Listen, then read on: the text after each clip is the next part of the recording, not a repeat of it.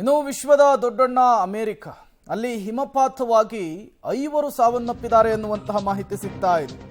ಶೀತಗಾಳಿಗೆ ತತ್ತರಿಸಿ ಹೋಗ್ತಾ ಇದೆ ಅಮೆರಿಕಾದಲ್ಲಿ ಹಿಮಪಾತ ಉಂಟಾಗಿ ಕ್ಷಣದಿಂದ ಕ್ಷಣಕ್ಕೆ ಸಾವನ್ನಪ್ಪುವವರ ಸಂಖ್ಯೆ ಏರಿಕೆ ಆಗ್ತಾ ಇದೆ. ಅಮೆರಿಕದ 7 ರಾಜ್ಯಗಳಲ್ಲಿ ತುರ್ತು ಪರಿಸ್ಥಿತಿಯನ್ನು ಘೋಷಣೆ ಮಾಡಲಾಗಿದೆ. Maryland, Virginia, West Virginia, Kansas, Missouri, Kentucky ಈ ಭಾಗದಲ್ಲಿ ದೊಡ್ಡ ಮಟ್ಟದ ಅವಾಂತರ ಸೃಷ್ಟಿಯಾಗ್ಬಿಟ್ಟಿದೆ. ಪತ್ರಗುಟ್ಟುವಂತಹ ಚಳಿ ಇದೆ. ಕರೆಂಟ್ ಇಲ್ಲದೆ ಜನರು ಪರದಾಟ ನಡೆಸಬೇಕಾದಂತಹ ಪರಿಸ್ಥಿತಿ. 2300 ವಿಮಾನಗಳ ಹಾರಾಟವನ್ನೇ ರದ್ದು ಮಾಡಲಾಗಿದೆ.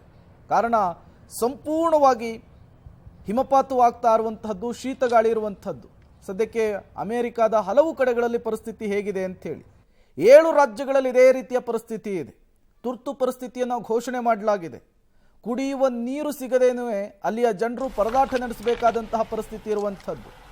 ರಸ್ತೆಯೇ ಕಾಣಿಸದೇ ಇರುವ ರೀತಿಯಲ್ಲಿ ಹಿಮ ಸಂಪೂರ್ಣವಾಗಿ ಆವರಿಸಿಕೊಂಡಿದೆ.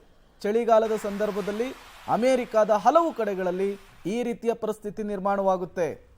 ಈಗ ಅಮೆರಿಕದಲ್ಲಿ ಮತ್ತೆ ಹಿಮಪಾತವಾಗಿ 5 ಸಾವನ್ನಪ್ಪಿರುವಂತಹ ಘಟನೆ ನಡೆದಿದೆ. ನೇಪಾಳ ಮತ್ತು ಟಿಬೆಟ್ನ ಗಡಿಯಲ್ಲಿ ಪ್ರಬಲ ಭೂಕಂಪವಾಗಿದೆ. ಇದರ ಪರಿಣಾಮ ಕ್ಷಣದಿಂದ ಕ್ಷಣಕ್ಕೆ ಸಾವಿನ ಸಂಖ್ಯೆ ಏರಿಕೆ ಆಗ್ತಾ ಇದೆ.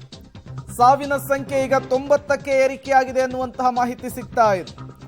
100ಕ್ಕೂ ಹೆಚ್ಚಿನ ಜನರಿಗೆ ಗಾಯವಾಗಿದೆ ಈ ಭೂಕಂಪದಿಂದ. ಇವತ್ತು ಬೆಳಗ್ಗೆ 6:35 ಸಂಭವಿಸಿದಂತಹ ಭೂಕಂಪ ಇದು. ರಿಕ್ಟರ್ ಮಾಪಕದಲ್ಲಿ 7.1ರಷ್ಟು ತೀವ್ರತೆ ದಾಖಲಾಗಿದೆ. ಈ ಭೂಕಂಪದಿಂದ ಸಾವನ್ನಪ್ಪುವವರ ಸಂಖ್ಯೆ ಕೂಡ ಏರಿಕೆಯಾಗಿರುವಂತಹದ್ದು, ಗಾಯಾಳುಗಳ ಸಂಖ್ಯೆ ಕೂಡ ಏರಿಕೆ ಆಗ್ತಾ ಇದೆ. ಹೇಗಿದೆ ಪರಿಸ್ಥಿತಿ ಅನ್ನೋದನ್ನು ಗಮನಿಸ್ತಾ ಇದ್ದೀವಿ. ಇದ್ದಕ್ಕಿದ್ದ ಹಾಗೇನೆ ಭೂಮಿ ಅಲ್ಲಾಡ್ಬಿಟ್ಟಿದೆ. ಪರಿಣಾಮ 100ಕ್ಕೂ ಹೆಚ್ಚು ಜನರು ಗಾಯಗೊಂಡಿದ್ದಾರೆ. 90 ಜನರು ಸಾವನ್ನಪ್ಪಿರುವಂತಹದ್ದು. ಈ ಸಾವಿನ ಸಂಖ್ಯೆ ಮತ್ತಷ್ಟು ಏರಿಕೆಯಾಗುವಂತಹ ಸಾಧ್ಯತೆ ಕೂಡ ಇರುವಂಥದ್ದು.